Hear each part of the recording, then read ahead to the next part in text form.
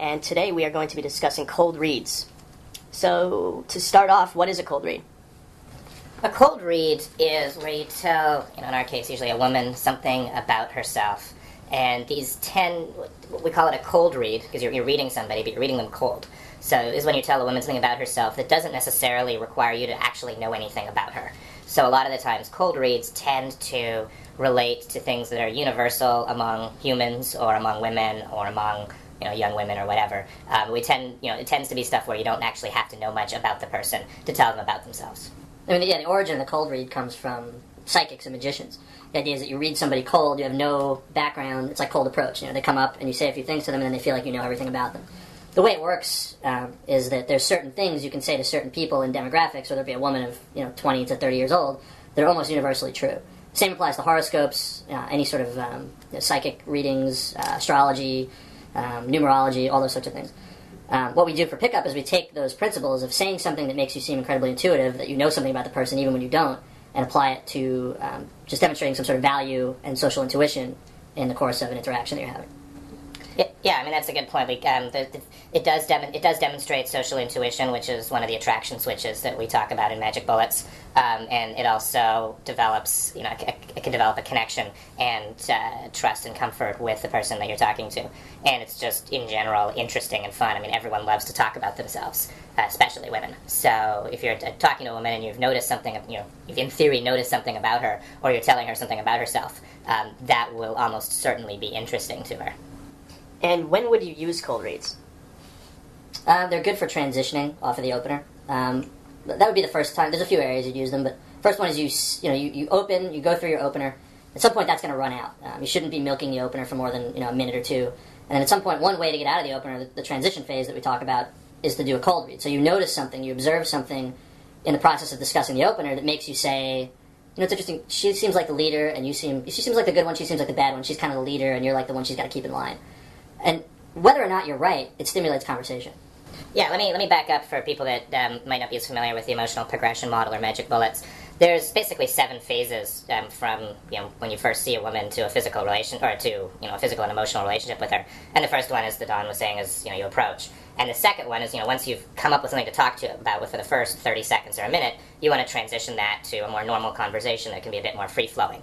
And there's 4 different ways that you can transition a conversation. We talk about this in Magic Bullets. And one of those, the workhorse of it, is the observational transition. And that's where you observe something about someone, and that's, an excellent opportunity for a cold read.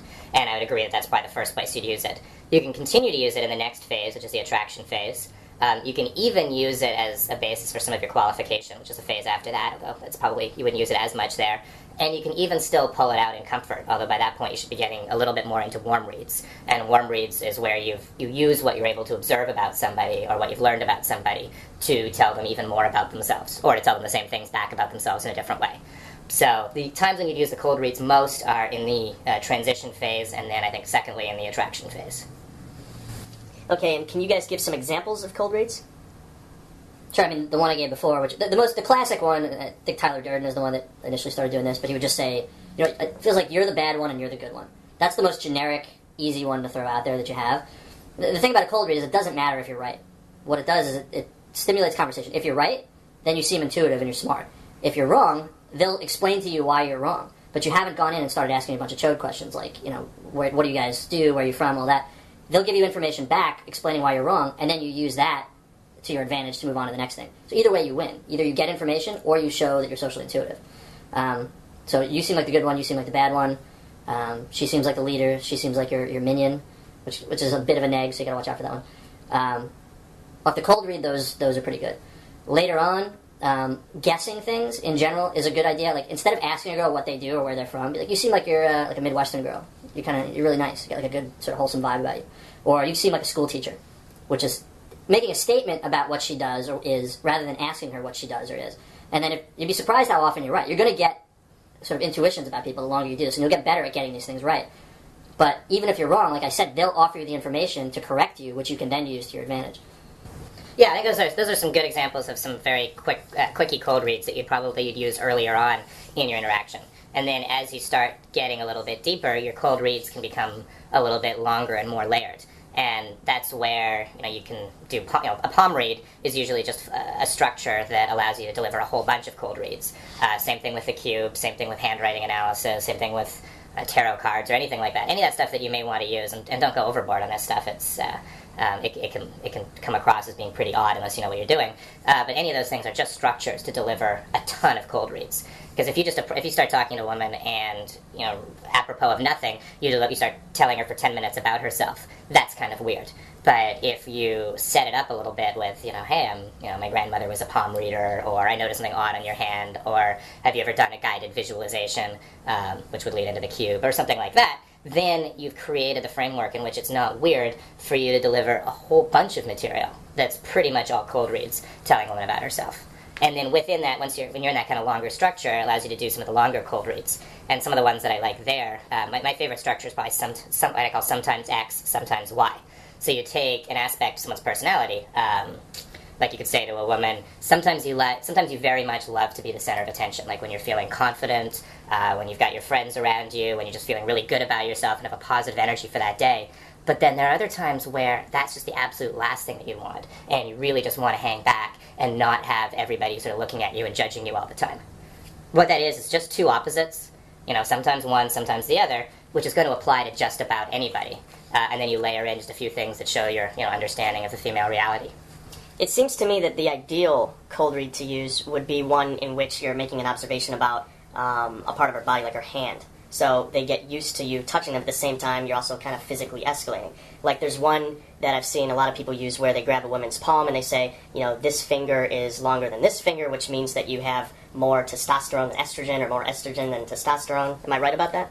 Yeah, Sin and Captain Jack, both Love Systems instructors, I think have popularized that particular routine. And I think that's great. You can definitely also use your cold reads to increase the physical communication with a woman, and any chance you have to do that, you should absolutely take it. That's not to say that cold reads don't have their place in routines or in conversations that have nothing physical going on, but that's definitely an added bonus, is when you can throw that in as well.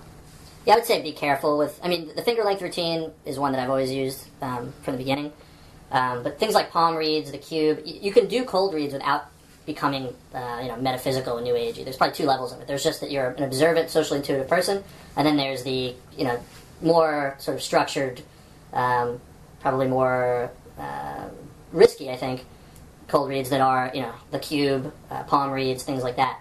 I would say wait until you're a little more advanced to move into those, because you can come off as a total cheese dick if you do it the wrong way and your presentation isn't right. So you need to get down to cold reads without the palm reading and the cube and all that stuff, then move into doing it afterwards. Because you can do a lot of cold reads just at the beginning and kind of get your act down. Because you're going to be saying the same things to these girls a lot of times, and you have to seem like they're coming off the cuff. Yeah, absolutely. Delivering a good cold read, and you have to practice your acting skills a little bit to notice something spontaneously about someone that you've told 50 other people in the past couple of weeks.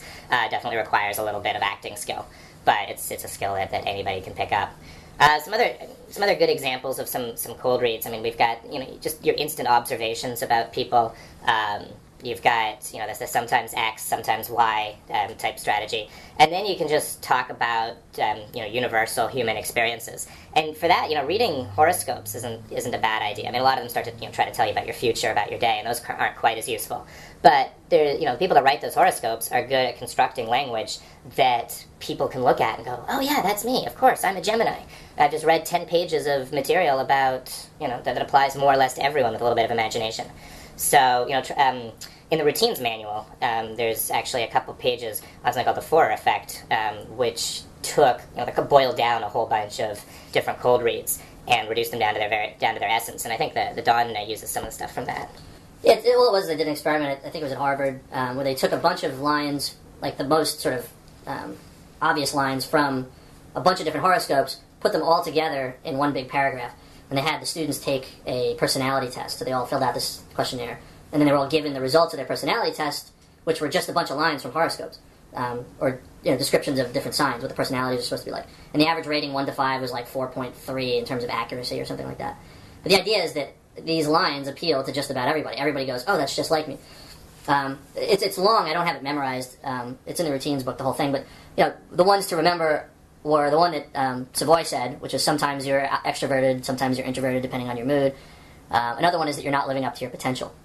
This is something that would come later, obviously. You don't say this to a girl 2 minutes, 5 minutes in. After you spend some time with her, you could say, it seems like you're very ambitious and you're really smart, but you probably don't feel like you're living up to your potential. There's a lot more to you than what you're doing right now. You could say that just about anybody. Someone could be a senator and they want to be fucking president. So, that applies to just about anybody. Some of the other ones from that were...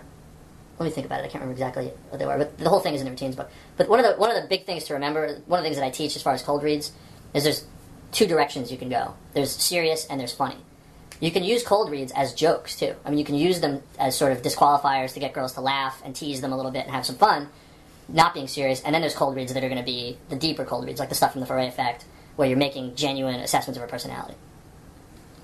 Now, are there any cold reads that you guys can think of that we should stay away from? For instance, I don't know how I'd feel about, going up to a girl and saying, "You seem like a Libra." I mean... Yeah, that's cheesy as hell. I mean, right. That stuff like that should hopefully be self-explanatory. Yeah, you don't want to link to something arbitrary. You want to link to something that is really part of a woman's identity. I mean, there's so many things that are just... So, I mean, what we focus on at Love Systems is attracting beautiful women, and there's just so many things that are common to the psychological profile of beautiful women. So you can, just stop and observe that, I bet there's a lot of people that only see one side to you, depending on what context they meet you on. Either, you're this, or you're the party girl, or you're the serious girl, or you're the good friend, or whatever, but you're somebody that's got multiple dimensions to you, and my intuition is that probably frustrated you a lot when you were a bit younger. Now you seem to be a little bit more comfortable with that. It's sort of like, yeah, if somebody only sees one side to me, well, that's their loss. That's going to apply to almost every beautiful woman, and it shows that you kind of understand her reality, and that you're intuitive, and that you say things that other men don't. So you don't really need to start, trying to guess her birthday or guess her horoscope sign, because you have so many better tools available to you. Yeah, that's a great cold read, too. Understanding her world, if the girl's a really hot girl, or if she's a stripper or an actress, most guys put her on a pedestal and they can't relate to her. Using that kind of cold read says that you understand who she is, what her lifestyle is like, that you get her, that she's not on a pedestal, that you're on the same level. That's a really good one. It's really useful. Going back to what Jeremy was saying, yeah, you don't want to be... astrology and what's your sign is just associated with everything that's cheesy. That's why you have to be careful with things like even a palm read. That's why the cube is good if you're going to do this sort of thing. There's another one called 4 Questions, which is another cocology exercise. I'll tell you in a second. But doing things that girls haven't seen before. Even a palm read they've seen before. Unless you're real good at it, it can come off cheesy as hell. I've seen it come off real bad. But I've also seen Sim do it really well. So I don't personally do them. I don't do the cube either. The only one I do is the 4 Questions, which it's similar to the cube but shorter. And you can use it to elicit information from her. It requires a certain amount of improvisation, but all it is there's 4 questions. Okay, you're in a white room with no windows and no doors. It's just bright white. There's no way out. How do you feel? Give me 2 emotions that you're feeling. Then they give you those. You have to remember these 2. Remember what they say back to you. Next one is, okay, so what is your favorite color? Give me 3 adjectives to describe that color. Let's say she says red. She'll say fiery, bright, dangerous, or whatever she wants to say. Then you say, what is your favorite animal? She'll tell you her favorite animal. You say, okay, so give me 3 adjectives to describe the animal. She'll tell you dolphin seems to come up a lot. Free, fun, intelligent. The last one is, okay, you're on a beach. You're standing on a beach, and you got your feet in the water. How do you feel? And they'll give you, give me 2 emotions that you feel. So the analysis is, similar to the cube, each one has a reason. If they ask you what it is, you say it's a visualization exercise. It's called cocology. It comes from Japan. They believe that your answers reflect something about your personality. So the room is how you feel about mortality. Let's say she said calm, peaceful. So you're comfortable with the idea that, this is the only life that we have and we have to make the most of it. Spin it in a positive way.